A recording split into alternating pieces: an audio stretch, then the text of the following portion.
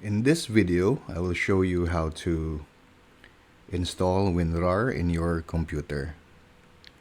So Winrar is a software used to zip or unzip files. We will use this to unzip the software that I uploaded in G-Class. So first is open your browser and go to winrar.com.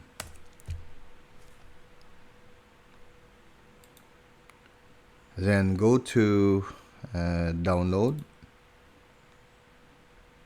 and here you can choose either the 64-bit or the 32-bit versions.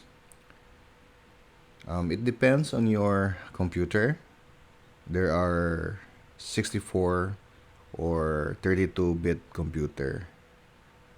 If you don't know the version, then just click the 32-bit. This is a safe download. So click this one, and you save it in your folder. It depends on what folder you want to save. Then click this one, save. So I already downloaded the software. Okay, so here, so this is the Winrar installer. So to install this, there are steps that are shown in the website. This one here. So you can just follow these simple steps. Okay. So to install, just double click, then click yes and install.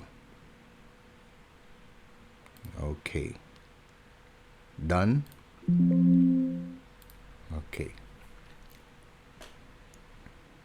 so the software is now installed in your computer. You can go to start menu, and recently added here, this is the software, the Winrar. It's already in your computer, or if it's not shown here, you can search it in the search bar of your start menu. Okay, just type Winrar, and this one, it will show, and you can click open.